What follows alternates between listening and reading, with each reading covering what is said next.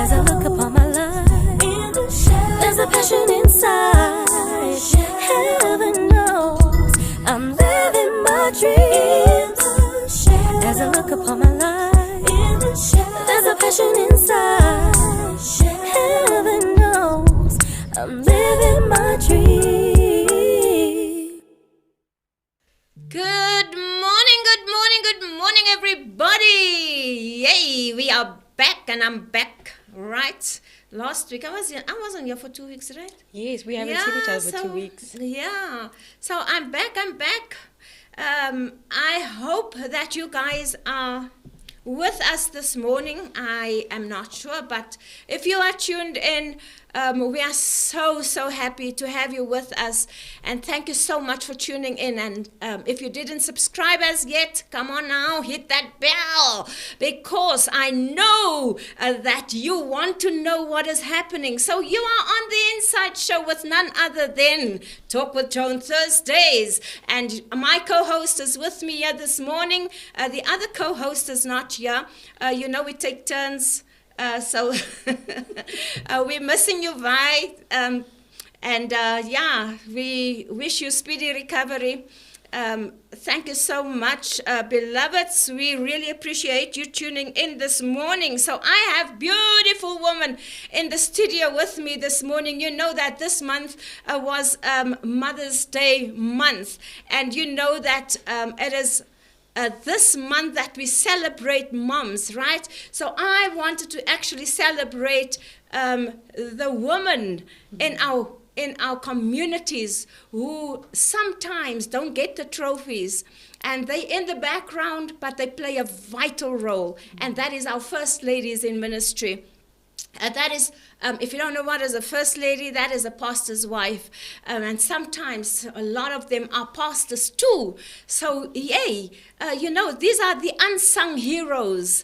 And I thought, you know what? I have to sing their praises, because they are women who fears the Lord. And what does the Bible say? The woman who fears the Lord must be praised. And today I want to sing your praises, and we want to thank you so much for being with us here this morning for the very first time. It is such an honor to have you with us in the studio. So I want you to relax, enjoy yourself in the conversation. We are talking on a topic, grace for ministry.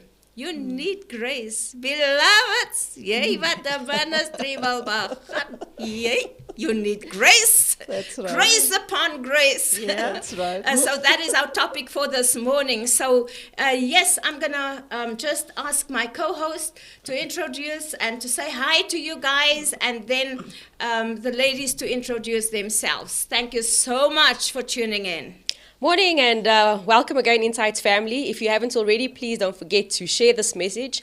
Don't forget to like, and don't forget to subscribe. Also, we always love your comments. It helps us engage and also just find out what's happening with you. So thank you for your participation, and for our famous or our favorite regulars, thank you for always being here. I'm very excited to have this conversation. My friend, Pastor Fiona, and my new friend, Libby. And we are really geared for a good conversation today. I'm also very happy to have Joan back. We haven't been in studio for 2 weeks together, and so I miss her voice and her energy. So yes, ready to rumble today. Oh, that's awesome. Good. You go, Pastor Fiona. Okay, good morning, everybody, and to Joan and Lee-Ann, thank you so much for the invite. It's such an honor to be here, and I think it's so important that we just take the time just to celebrate women. I think many times we wear many different hats. Absolutely. So excited to be here and just to share in the grace today. Awesome. Amen. Thank you for being here. Can you tell us a little bit more about yourself, where you're from, married?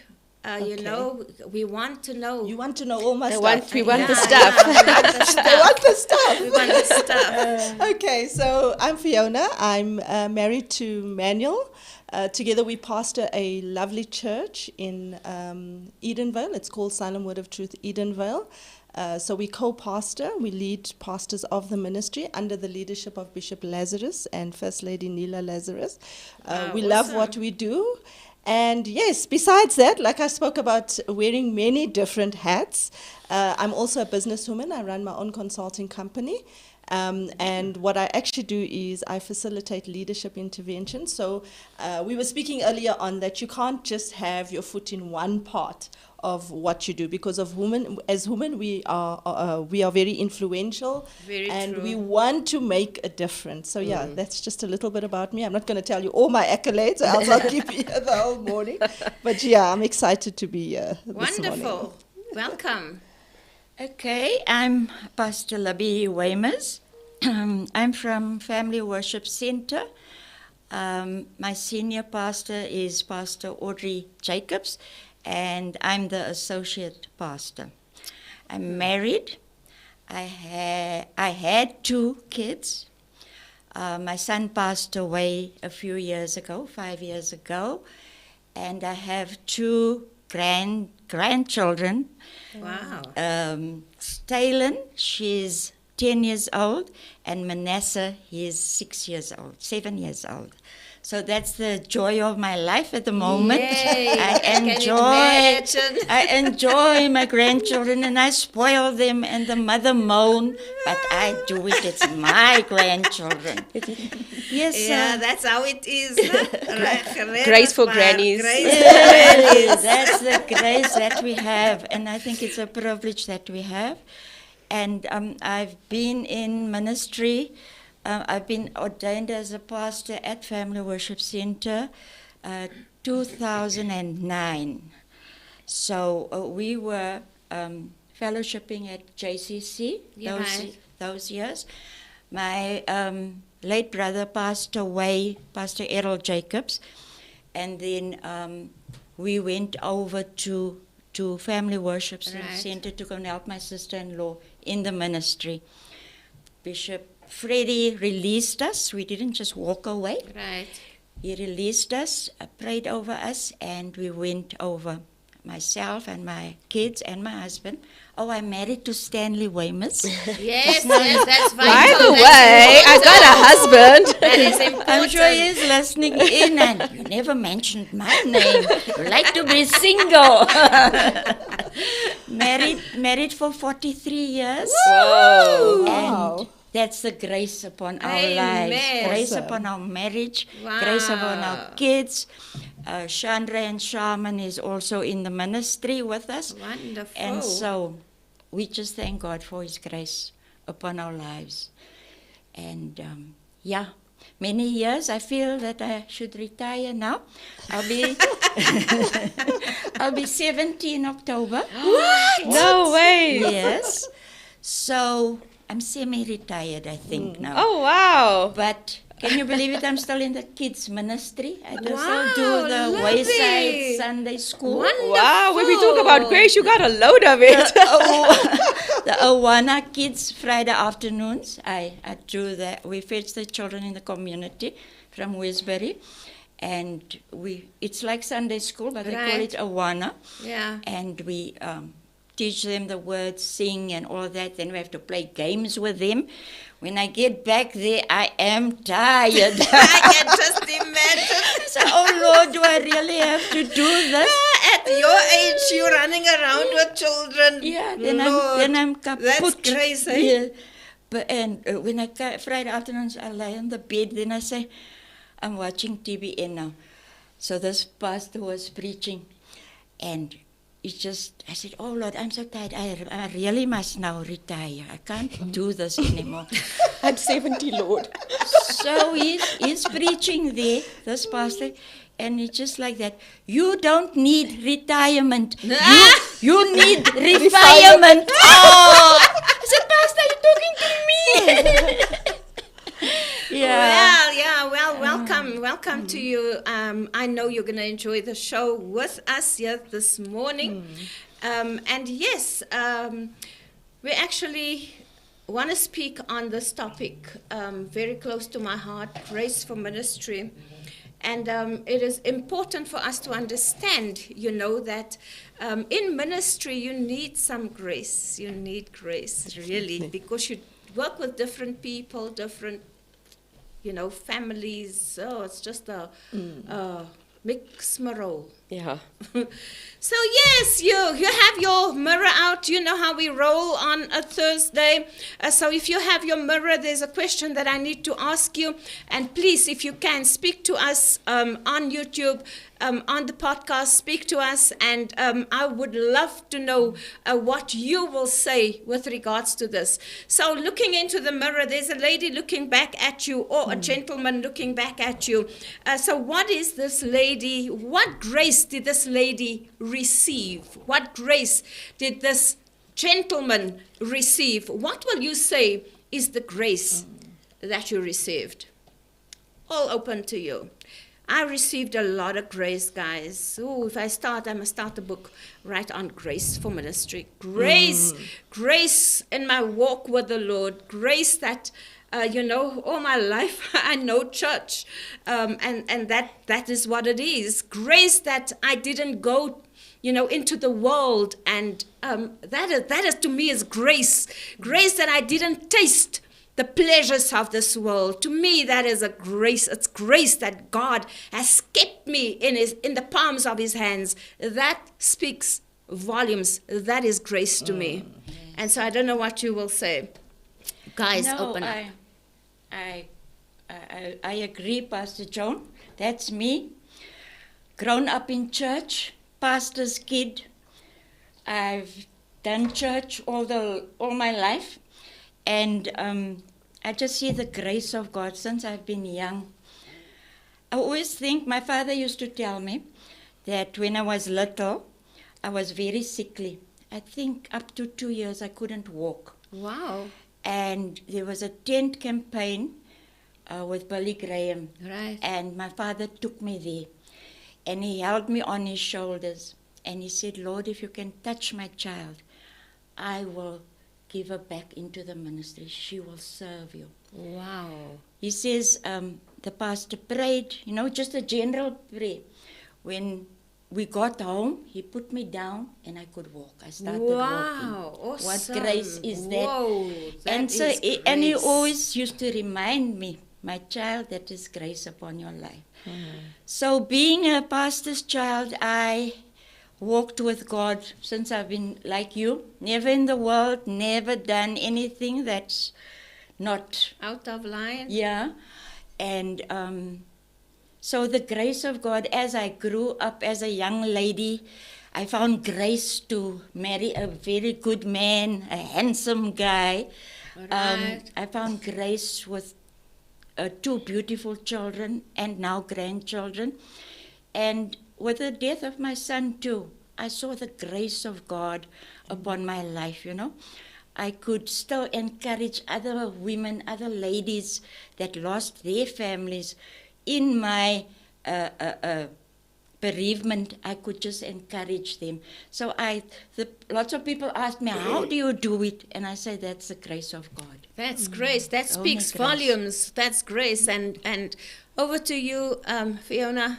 Thanks, Joan. So for me, when I look into the mirror and I think back to my growing up, I actually come from a broken home. Wow. And coming from a broken home, you can go through the spirit of rejection. Yes. Yeah, very true. But when I met the Lord, I grew up in a Christian home because my granny raised me. But when I had my own encounter with God and experienced His grace, it has now taught me to see the value in others, Right. to practice grace where people come from broken homes, to be able to see the potential in other people Right. and to unlock that potential and give them hope again.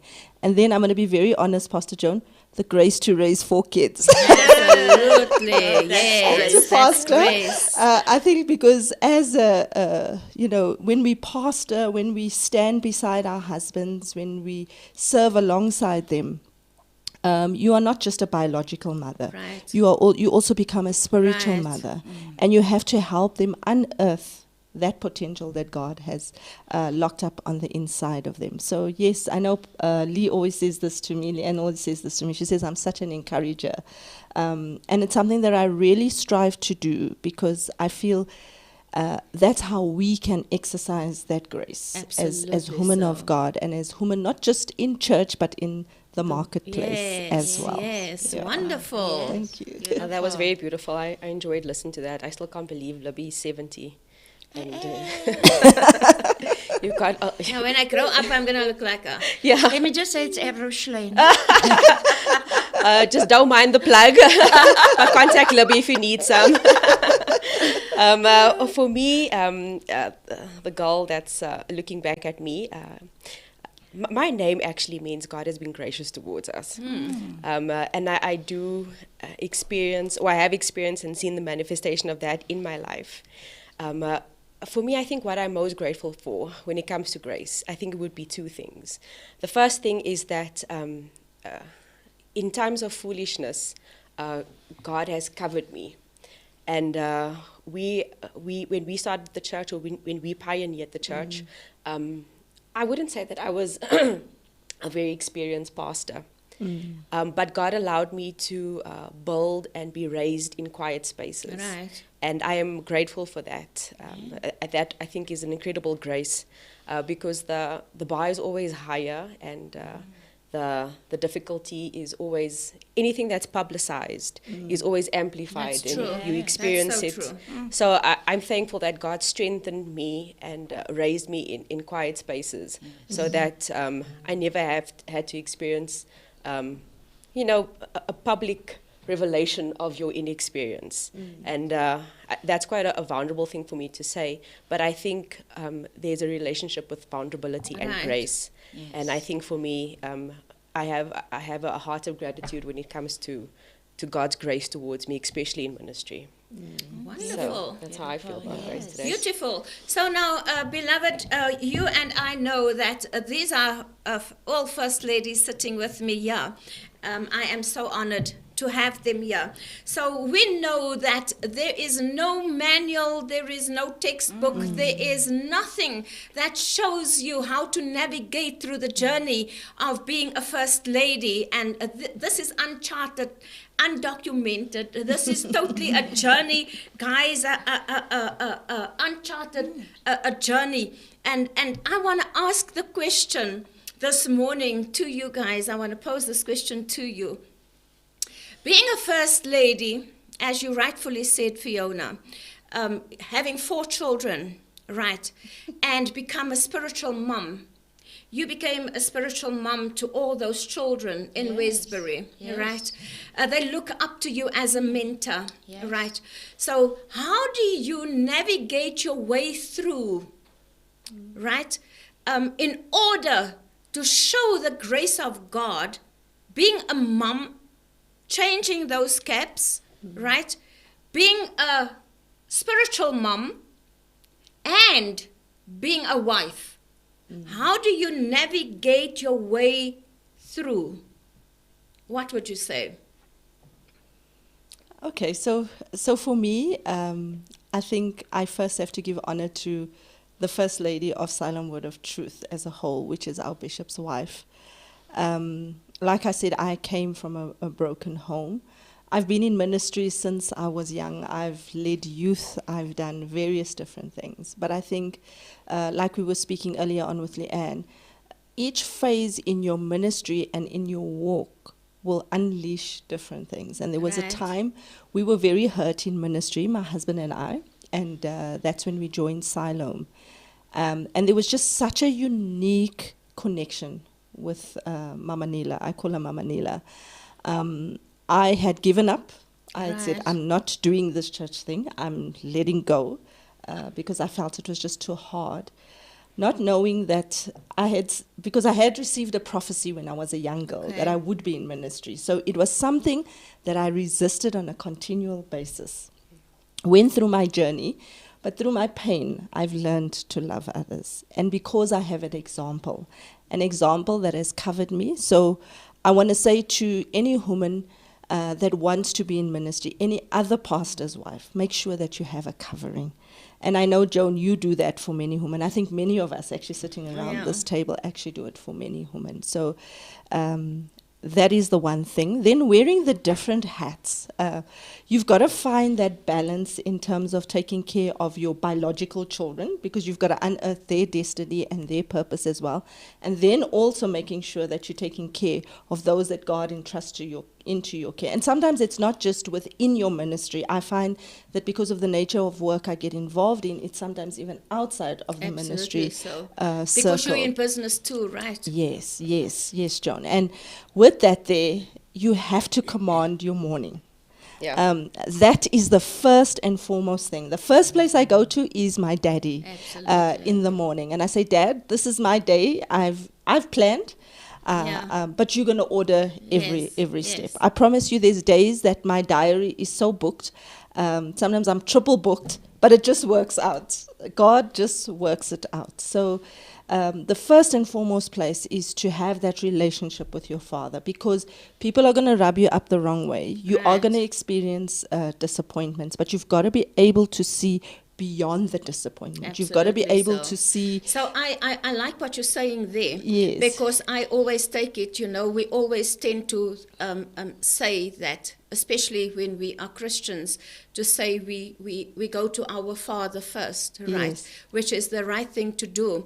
But there's something else that I personally believe in. Yes. And that is to be in contact with yourself. Yes, That definitely. is vitally important, because if you're not in contact with yourself, if you don't know the lady that is in this Inside, body, in this suit, you will never be able to actually love others who in return gives you hatred. Yeah. You know what I'm saying? Yes. That comes from God, but it is a grace that is bestowed upon you, and it is nurtured within you. Yes. You know what I'm saying? And you are the person who's actually nurturing that, because it is not a walk in the park at the end of the day. Yes. This is a grace walk. So I like that, what you're saying, but I had to just throw that in, because you can have a relationship with God all the time.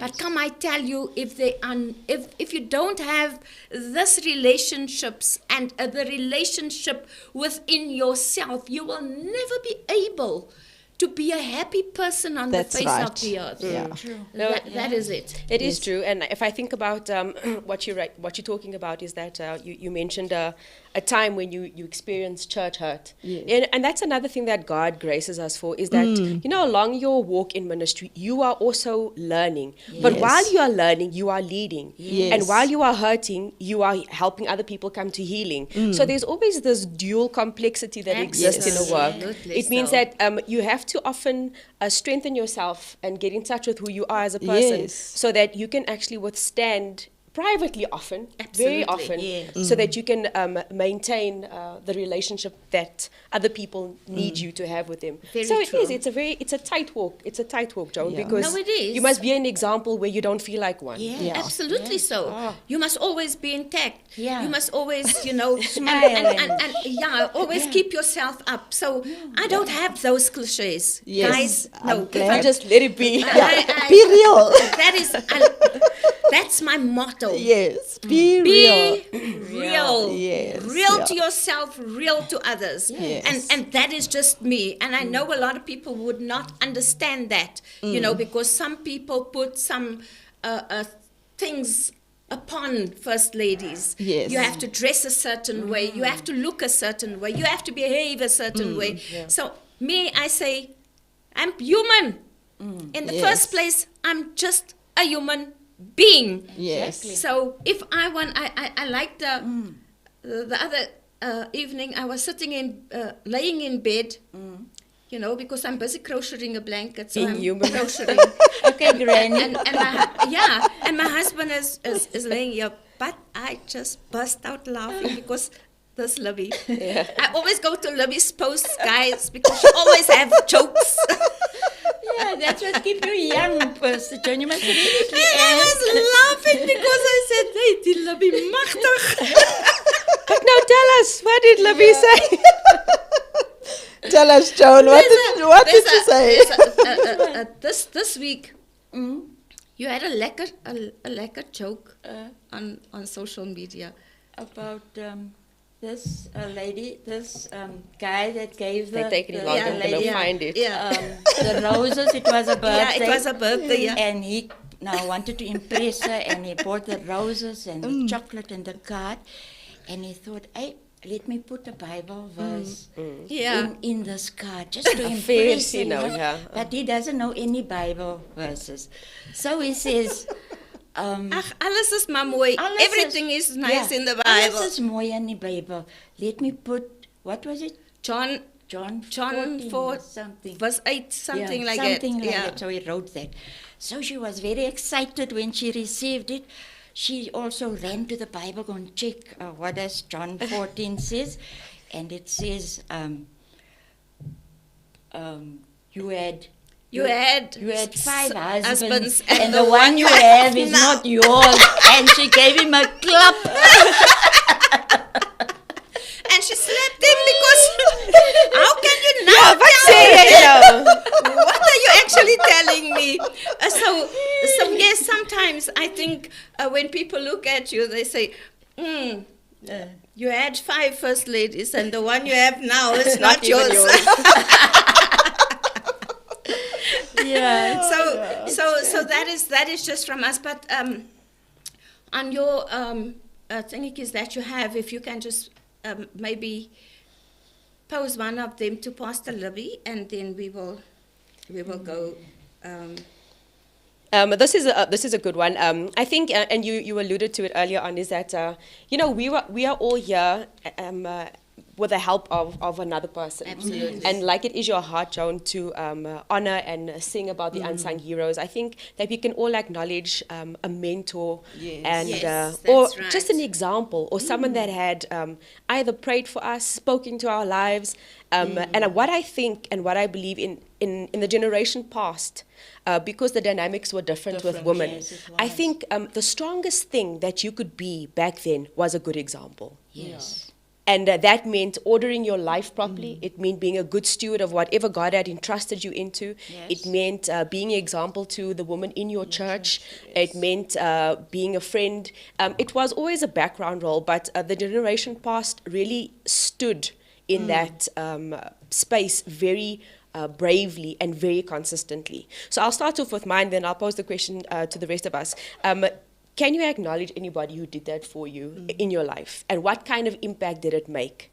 You know, I think as women, we don't always think that there's someone watching or there's someone listening. But there really is. And there is a girl out there that needs an example. So for me, I have the example of my spiritual mother, Beverly Peterson. And she's from Mount Carmel Ministries. And she was also a very quiet spirit, but very consistent and very stable. I mean, she's the type of person that you can set your clock to. You know, they show up, they have a spirit of excellence. They just don't falter. They don't falter to the left, they don't falter to the right. And she didn't say much, but when there was an opportunity for her to speak and minister, she always did it so gracefully and very, very powerfully as well. And what I have learned over the years is that you can always pick up and sense when a woman is a prayerful person. Yes. And I think that's what comes out. So That's prayer very is not true. something that you broadcast. Yes. It's like, oh, I'm a prayer. Yeah. Look at me, I'm a prayer. You know, Yes. look at my halo. It's not something that you can, Yes. but to a person being in your presence or, receiving from you, Yeah. the prayerful spirit is a very, very discernible one. Absolutely. So that's my end of it. Who do you guys think that you can mention or speak about? Well, I would firstly acknowledge my mother, beautiful spiritual woman, Yeah, true. And you look just like her, a right? prayer warrior, soft-spoken, always in the background. My father was the pastor. Everybody knew him. She was at home with the kids. That's why I said I don't want to be a pastor's wife one day, because they're so busy and they've got all these responsibilities, and the poor That's true. children and the wife is That's very true. is at home and neglected, actually, especially those pastors of those Yeah. days. And Yeah, they were very busy. it was it was also the grace of God that kept our family together, you know. So my mum, she always used to pray for us. We used to have family altar. She would anoint us. She would speak into our lives. And then as we grew up, a lot of spiritual, like you said, in those days, the mothers were really prayer warriors. And they would speak into lives. They would pray over us. Sister Pat Labati, Yeah. she was a wonderful, wonderful, she was my mother's friend, actually. And I remember when I got married that evening, I was so on my nerves with everything that has to be in place, because we had like 600 guests, and my nerves was finished and I was irritable. So my mother's Sister Pat was also there helping with the flowers and I don't know what. And my mother said, Sister Pat, take Libby into the room and pray with her. So she took me, and then I just got that peace over me. And also something that I feared, I don't know why, I feared that I wouldn't have children. And she didn't know that I had that fear, and she prayed that fear will, God will take that fear away, and He will install the peace of God, and that I will be blessed with many children and all that.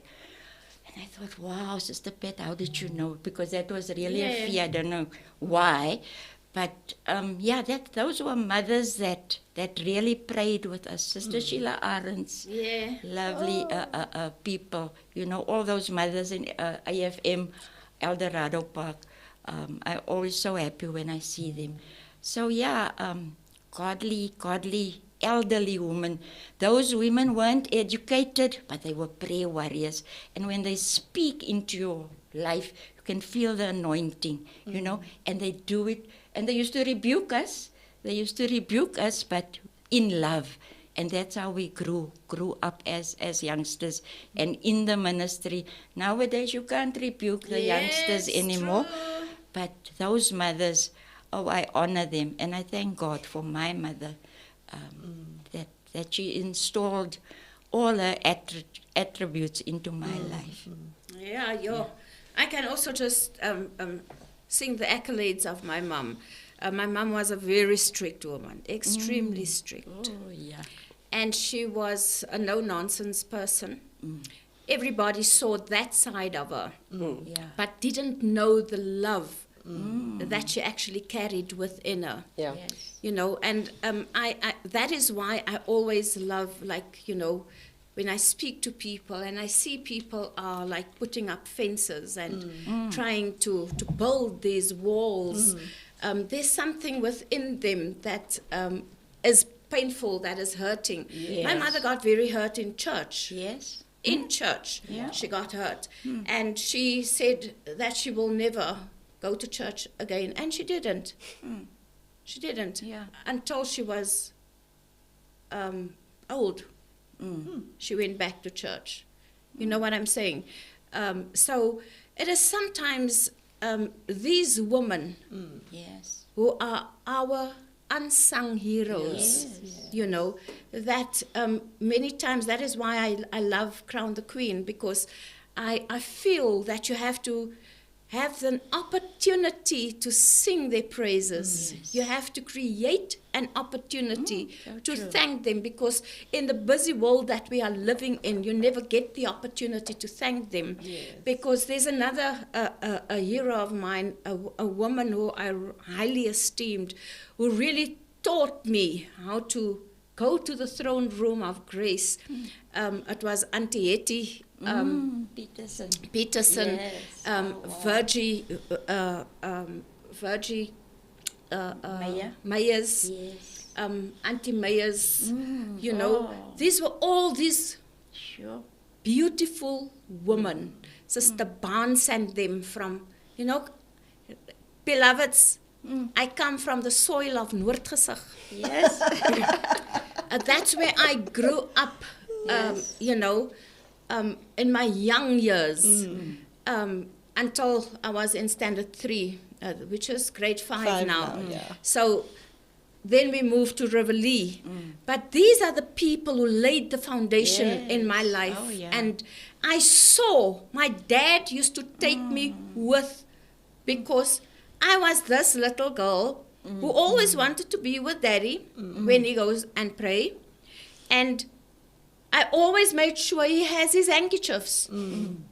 Whenever, I don't know what it was about me, but I always said, I must make sure That he has a handkerchief. that he has a handkerchief. I even tried to save my savings, when I get spending. Yeah. And if it's his birthday, I used to go buy those handkerchiefs. Yeah. It was your You call know, to ministry. And I think I never knew that I'm going to be in ministry one day, Yeah. But I admired my father when he prayed. And you got that mantle. And honestly speaking, Yes, today you I did. can really say that Yeah. I think that mantle Beautiful. fell on me. Yeah. So those are the heroes in our lives. Those are the Yes. mentors we can Yes. look up to. Yeah. And that is why I want to say, Lee, as you said, that we have to have a mentor.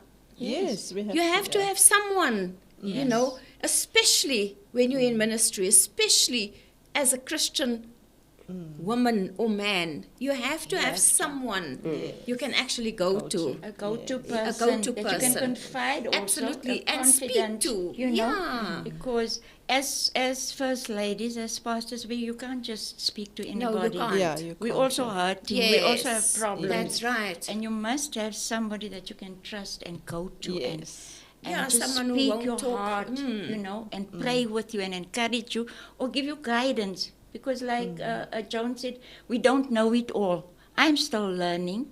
I'm still learning these things that I don't know how to handle. Sometimes you counsel people and you don't know which way. And it's just the Holy Spirit, Yes. the grace of the Holy Spirit that leads you how to deal with this. But then I have my mentors. I can go to Pastor Audrey. Yes. I can go to, I have my people that I go to, and let them guide me. Let them speak into my life. Let them show me this is the next step.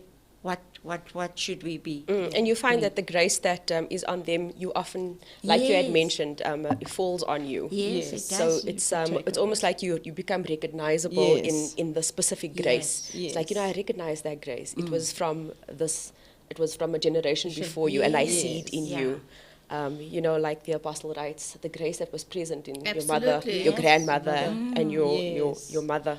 I see it in you. Yes. Yes. Now, on this journey, you also find that there are conflicts, there are church hurts, Yes. there are certain things that happens on the journey of this life called a first lady.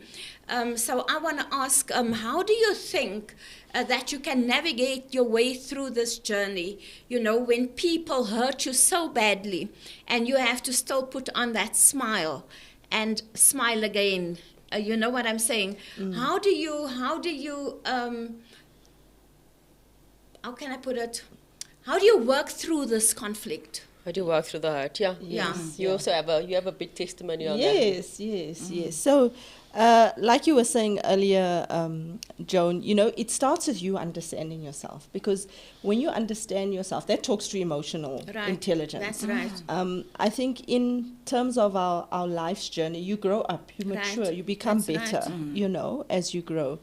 And like Libby was saying earlier on, it's very important to have a circle around you. You cannot journey through your challenges by yourself. You've also got to be able to assess who is in that circle, Right. because you will find that different people will be different strengths for you at Absolutely different so. times. Very true. And as you grow and as you mature in your journey, you'll find that even sometimes that circle might shift. Absolutely so. It's just a seasonal. Yes, it's just a seasonal thing. But it's about being grounded, really being Yes. grounded, and starts with understanding who you are, what triggers you, Yes. having those checks and balances in place to say, okay, I know how I'm going to respond in this situation. Like Lee-Ann was saying earlier on, sometimes it makes you have to be vulnerable. I've learned that's been one of my biggest lessons, to say, I am not okay, and to learn to say Yes. that I am not Yes, okay yes, today. because we sometimes And put this is on- the reason why Yeah. I am not okay. Yeah. Something that we also try and implement in the environments that we are, my husband and I, a pulpit is not a pedestal. Absolutely so. No. It's not a Yes, pedestal. sir. So Yes, please ma'am. don't put me on a pedestal. I'm literally just here. I'm a servant. Yes. I'm human just like you. And from that, you know, when you have a network around you, you are able to grow. The thing is that sometimes leadership is a very lonely place. Oh, and like it we spoke is, about it yes. earlier on, you find sometimes that you are leading while you are bleeding. But even in that season of bleeding, you've got to have somebody that knows that you are bleeding. Absolutely Yes. so. Because you don't want to crash. The secret is you Yes, don't want to crash. You yes. have to say, Lord, whatever it is I'm going through, I want to go through this, Yes. but I'm going through this with your grace. And I know I'm going to come out stronger on yeah, that's the other that's a side. mouthful there. So eh? yeah, so it's having a community. We can't do Absolutely. it Can't by do it on ourselves. your own. And I think this is not only in ministry. For me, I see this even in the corporate environment. The sad thing is, and I know we're speaking to a diverse audience, Yeah. but many times in the circles of women, I see that some of us want to tramp on each other That's to true. get to the yeah, top. to So, climb the ladder. Yes, So you've got to know who that you is are. true. Yes. Yes, and I always say we attract who we are. Definitely. If something is not working in your circle, then take time to reflect. Take time to pull away. And there's nothing wrong with saying, you know what, I've had times where I've said to my husband, you know what, I'm not serving. For the next 2 months, I'm not going to serve because I need to go into my closet and I need to get myself sorted out. And I Yes. obviously, in church as well, I have a circle of women where I tell them, you know what, I just need to pull away. I just need some time. Some space. Yeah. And that's Yes. and those they don't come by default. I just want to mention is Yes. that people think that you automatically get assigned a circle or you automatically get No. assigned a strategy. You don't. You actually have to deliberately build that for yourself. Yes. If you have a circle of support, you actually have to build it for yourself. If you have a circle of friends, you actually have to be a friend to somebody else. Absolutely. Ministry and your support and your sanity is a very deliberate action. Oh, yeah. And you have to you actually have to make the sense. If you don't have a person that you can lean to at the moment, a physical person, you know what, Joan, there are so many resources out there. There are Yes. books, there are podcasts. In this day and age, you do not Oh, have an definitely, excuse to be definitely, ignorant of these definitely. vices. So So if you don't have a person yet, and I think it's not because there isn't a person, it's because you haven't allowed a Yes. person to come into that space. Then start with material, start with resources. Yes. Yeah. Absolutely so. So I wanna latch on to what you said because it's burning in my spirit, and this is the kind of things that I like to be real, guys. So I have a Yes. real thing that I wanna ask. You know, in the hurting process, in the bleeding process. When you are still bleeding, there's a saying that goes, "Hurting people hurts people." Yes. It's So like true. it's like a sponge saturated in the water, and wherever it goes, it drips. So people can actually see that and feel that, you know. And many times you can take out your frustrations on people close to you. True. And who's close to you? Your family. Your family is the closest to you. And many times I find in the circles of ministry that we find that a beautiful marriage end up in divorce. You know what I'm saying? You see that children are going astray. Children are going for drug addictions. Children are going astray in their lives. So I want to ask the question. So if you look at it that way, and you have, because there's certain things you can speak to your confidant, right? But there's certain things you simply can't. Yes. Especially when it comes to your marriage. partner. Yes. When it comes to your marriage, because people take things out of perspective. They can read. Some of them don't want to listen to the man because you spoke about him, remember? Come on now. Right? Yeah. So it is vitally important for me, for us to just talk a little bit about that. So how do you then, seeing that I cannot go to a friend, I can't go to Lee-Ann. I have two beautiful friends for many years. The one, Pastor Sandy, Apostle Sandy Edwards, she's no longer Edwards, sorry, she's now Boyson. So, sorry, girlfriend.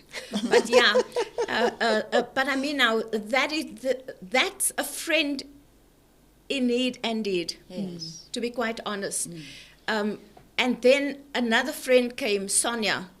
There's certain things I can talk to them. But when it comes to my man, I can't. You must talk to him. Yes. That's right. And him. So I want to ask the question, Yeah. what do you do then? Where do you go to? Yeah, Pastor John, you see, especially like me as a pastor in ministry, Stan is not, he's in the leadership, but he's not the pastor. He says he's the pastor's wife. Don't forget beautiful. He's the beautiful. That's the my man. pastor's He's the husband, pastor. yeah. So when you have high teas and things and Right. you invite me, he asked now why I'm not invited. I'm not invited. I'm the pastor's wife. You're not supposed to be there. That's my man. He's such a beautiful soul. So I think, and now like, there's things that happens in ministry that I don't want to tell him about. Okay. Things that happened that hurt me, Yeah. or something happened, but I don't want to upset him, because maybe he would, Take your side. take my side, speak out and say the wrong thing. Right. So I wouldn't tell him anything about what happened today at church, or, Right. the church politics and all of that. I wouldn't tell him. He would ask me, and I would just give him the, Yeah, you brush it off. yeah. But not the deep The sanitized things, version. Yeah, but I'm in the marriage situation. Yeah. You notice something. Yes. You cannot talk about it to anybody. Yes. I have a reason why I'm going this way, because we sometimes have the cliches. I want to get to the cliches that we use sometimes in ministry. So I want to get to the root of it all, because there's a young first lady out there who notices some things and cannot speak up. She cannot go to anybody. So she's carrying that pain. And in the midst of it, you find that people are actually using and abusing the first lady Yes. who is in that pain. So I want to get to that, when the lady cannot talk to anybody. What does she do? She must talk. No, but I hear what you're saying. There are dynamics, and they're not healthy. I must say that is not a healthy situation to be in, because I wouldn't also want to paint first ladies or pastors' wives or whatever that the dynamic is as victims of ministry. Yes. Right. You're not a victim in No, you're ministry, not. You're not. and You're I not. think if you assume that position, you're going to stay in that position. Right. Yes. So I do think that you should anybody who's building a ministry. If you're co-pastoring or you're going to do it together as a team, whatever your dynamic is, you must work things out when you are in a neutral position. Right. In other words, there's no conflict, there's no issue, there's no pressing matter.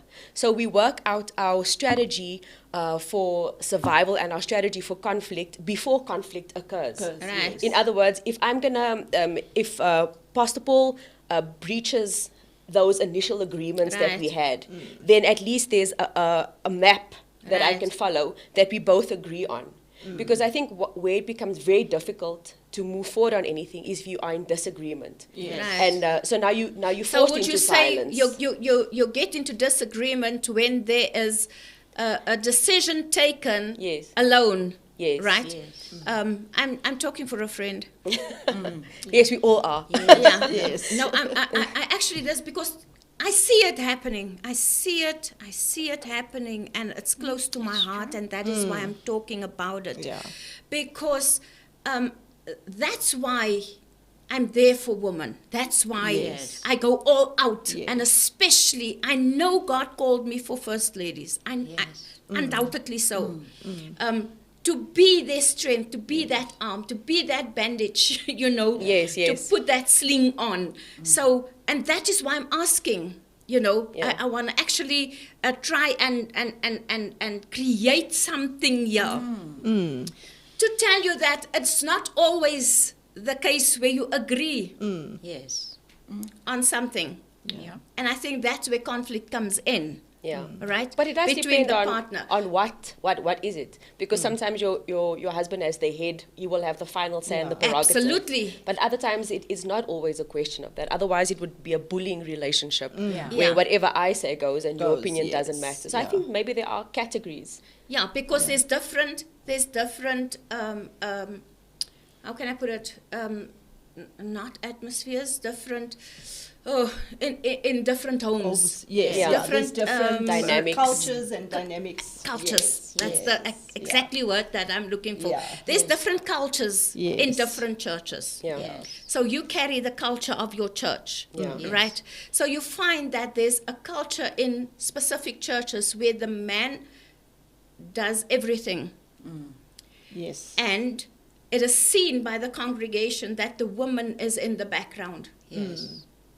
And many times I find, or I've seen, that it's taking, it's putting the lady in a position of abuse. Yes. It's putting the lady in a position of abuse in the sense that the congregation look at her the way she's been treated, Yes, definitely. right? So I'm just saying this because I had a conversation like this with first ladies in the USA with one of my mentors, Pastor Joyce, Dr. Joyce Thomas, and we had a lot of first ladies, and this was the things that came up. The common thread, yeah. You know, these things surfaces. Yeah. And if we don't nip it in the bud now and tell the first lady how to navigate her way through when she sees something, the right thing was talk to the man. It's going to be hard, but you have to talk to the man. Yeah. Yeah, you have Yeah. to. Communication, right? Yeah. And communication is key, and it depends a lot on your husband, you know. Pastor John, I always admire you and Dr. Carr. He never put you in the background since when you started. Oh, yeah, no, true. You know, That's- and then I no, watched that's my other darling. pastors, True. couples, Honestly. where it's only the man on the stage. He doesn't acknowledge his wife, and she's in the background. You know, you never see, and it's true. That's how the And she congregation. dies. She dies within her. And she's got so much in herself to give. You know? Absolutely. And now you're sitting there, and you must just, you know, be the nice first lady, and all the other sisters put your husband on the throne, you know, and you must also watch out for that. Oh, yeah. So they admire him. Yeah. But the first lady, you don't know what is she going through at home, especially. Very true. You know, that man can be that guy on the Stage. on the stage, but at home, many of them are different people. Yeah. And it hurts. But you see, but my thing is, she have to communicate. Yes. So Yes. if you're out there and you're listening to this podcast, the vital thing is, irrespective of how you're going to feel, because I know that you will maybe feel that, you know, how do I go to him? How do I... You have your moments, you have that sensitive moment, right? When you are together. Use the moments. Yes. Ask the Lord to have that specific time, so you can just talk to your man. Yes. Yeah. He's your lover, Yeah. and he wants you. Sometimes they want you Yes. to Yes. actually speak up. Sometimes they want you to say that, you know what, I also have something. Yeah. But what some ladies do, they go and they die in the background. Yeah. They do. And that's their decision, I think. Yeah. That's their yeah. decision. It's not Jo- easy, though, like Pastor it Joan isn't. said, it's not easy. But like you said, at a specific moment, when you feel the moment is right, speak up. Yeah. But also in a kind, loving way. You know, Yes. not in an aggressive way, then it starts a fight. Right. But you can check how's the mood, and then you come in just with a little thing. And sometimes because we don't speak up, they don't know how we feel. No, they don't. And They don't. and I always say, Libby, they cannot smell They can't. that you're not Yes. lekker. My husband and I, in the beginning of our marriage, it was that stilstaper that I used to throw. You know, Yes, yeah. you in the still staple ministry. And she's got another phrase also. She says dik big Dat staple. big staple.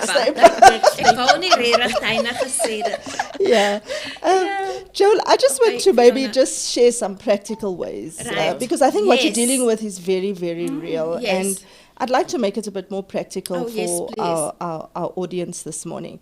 One of the things is you actually triggered it earlier on. Right. If we don't understand who we are, and if we don't understand our purpose, then, like Lee-Ann is saying, then you'll be quiet. So you have to know first, where are you going and why am I here? Yes. Why am I partnered in this Yes. relationship? Yes. Why am I serving with my husband? I am not a pastor or a pastor's wife because he's a pastor. Right. I know what God has called me to do. And in so doing, we have to have healthy boundaries. Yes. And I find that in our communities today, we actually don't know how to set boundaries.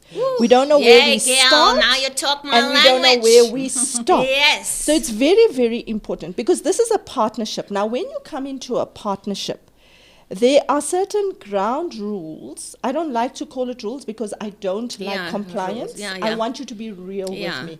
So in our relationship, we call it a code of honor. Right. I have to honor who you are, Right. and so do you have to honor who I am. And I have to respect. respect who God has called you to be, Yay. and you have to respect who God has called me to be. Love it. So And it's that both i- ways, that's so yes, good. And it must be a code. A code is something That we that both grounds subscribe us. to, It's yeah. something that we both subscribe to what Yes. Leanne was saying earlier on. How are we going to do Agreement. this? Because in any great venture, that you're going to journey on together, whether you're setting up success for your children, whether you're going to be helping other couples, whether Right. you're going to be building a business together, there has to be some sort of code that you subscribe to. Absolutely. And then what happens is you also have to know, if we step outside of this code, what are then the consequences? Yes. How do we then deal with that? Right. So when you do need to go and speak to somebody else, when you do need to go and seek counsel somewhere else, we then know it's because that code has been broken. Been broken, yes. Yeah. Absolutely. So that was a beautiful, you put it so beautifully. Thanks, Jo. And I love that. So now you have some sort of a game plan. A game plan, you know, that you can actually follow. But remember, if you're not going to talk, Yeah. who's going to talk for you? How will he know Yes. that you are not feeling good? How will he know that you are uncomfortable? You know what I'm saying? So it is very important for you then to speak up, That's right. right? Yeah. And then have the boundaries in place. And not everything is going to be solved in a day. no, Sometimes it's you'll have a different journey, seasons in yay. ministry. Yes, you'll have the Yes. pioneering season where there will be periods of sacrifice. And not everything is also going to be equal all the time. Yeah. You and your husband are not going to do 50-50 all the time. Yes. Sometimes it's going to No. be 70-30, sometimes it's going to be 80-20. And so it'll go throughout your life. And, like Ecclesiastic says, there will be seasons of everything. Yes. So how you navigate those is like, when you're a period of sacrifice, experience it as a period of sacrifice. yes. When you have your joyful moments, experience. And in Yes. those same seasons, you are also developing and maturing as a person. Yes. Which means that, I can definitely say that I'm not the same pastor I was in year 1, in year Right. 5, and year 10. Absolutely so. You are just different people. Yes. And perhaps it's something that you need to grow in. Yeah. You know what I mean? Because it's nice to say that perhaps it is the male pastor and the senior pastor, because we do, like Libby mentioned, you do have these stereotypes of Yeah. a period or a generation. Yes. They did do those Yes. types of Yeah. things. Yeah. But if we will allow ourselves to take ownership of our own behavior, of our own calling, of our own prayer closet, Yes. of our own understanding of who we are, then we can grow in every season. Yes. But now sometimes women like adversely, we spoke about the negative stereotype of the male pastor. Women can also fall into the negative Oh, stereotype. It's like, definitely. Yes. I'm here, make me happy, do stuff, Definitely. Yes. give me an Yes. anointing. Yes. You have to take Can't, yeah. responsibility for your Yeah. own work. Yeah. And I think Know who you if you would are. allow you to Yes. do that, You know? yeah. Yeah. And time Definitely. often allows you to do that, and decision and being deliberate. Yes. Oh, I love it. I just love the talk, and I know our time is up, and I just want to read a few of our comments. Yeah. There's so many. Do you have a few there, Lee? Should I log on quickly? Neil Pillay, Pastor Fiona, an honor to see you share about yourself. That is what it is. And then Leah says, "Oh, wow." Delia Paul says, "Our Pastor Fiona, an inspirational woman of God. What you see is what you get. We love you." Thank you so much for your comments. And then our regular Gail is saying, "Morning, pastors." Pastor Eileen saying, "Morning." And then Les Jacob says, "Pastor Fiona is a very special lady in my life. She has shown me the essence of unconditional love." Love. What is that supposed to be? Let me go in and see. Love you on me, friend. Okay, that is Les Jacobs. And then Sonia Foster says, "Greetings, beautiful queens, whom I love so much. Wonderful to see you back in the studio at Joan." And then, yes, your covering is very important, Pastor Eileen says.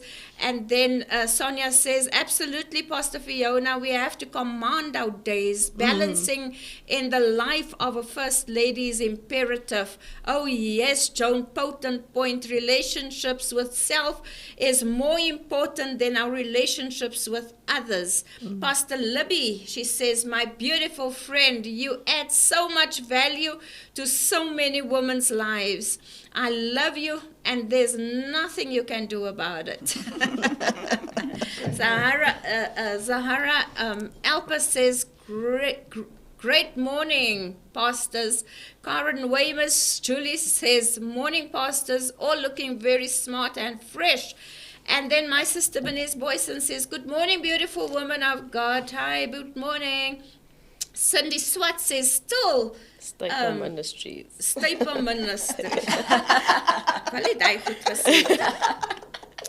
Thank you, Gershon Busak. "I am not a first lady. I am a first man."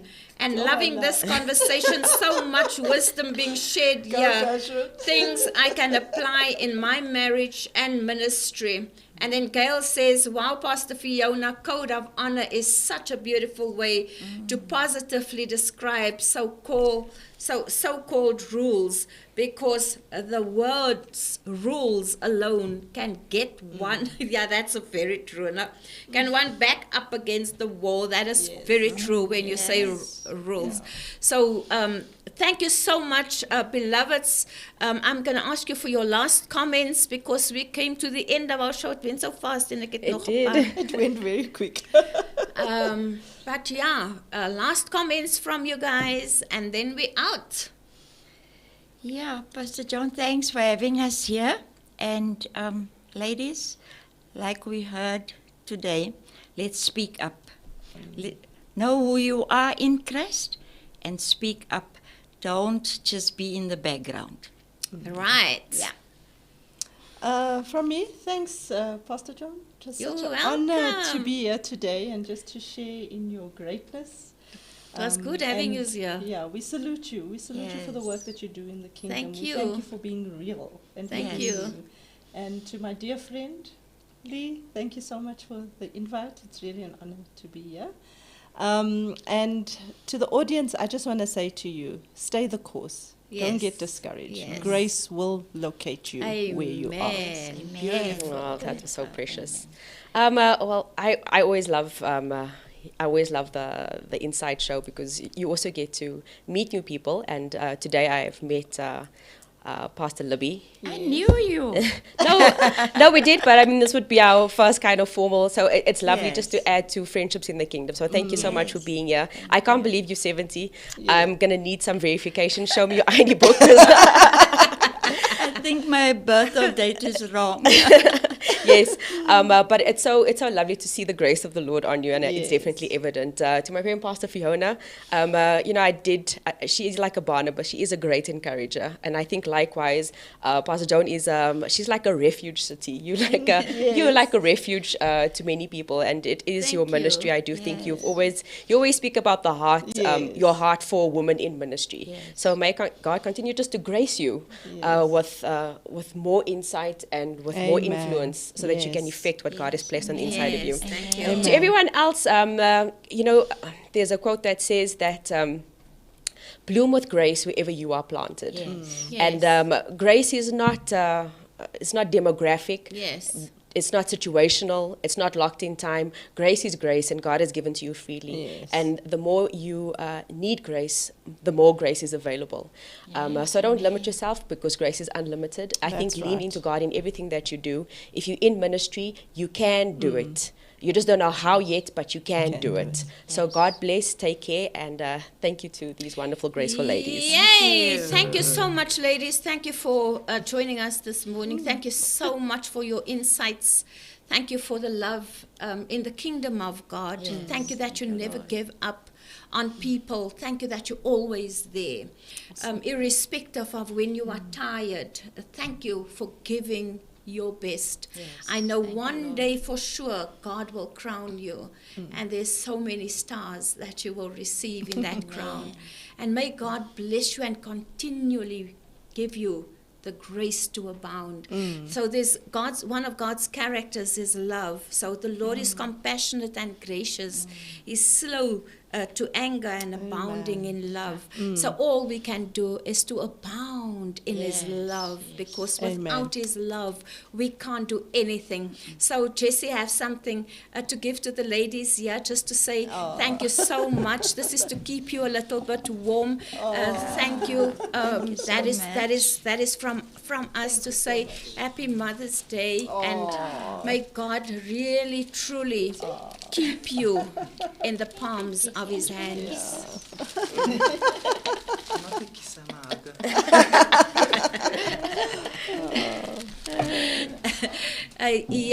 you so much. Thanks, We really appreciate you guys. From my side to you, I will always keep you at the throne of mercy.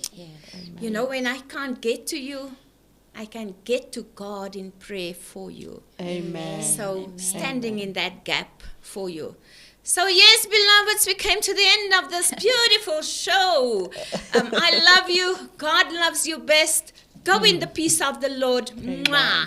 In the shadows, as I look upon my life, in the shadows, there's a passion inside.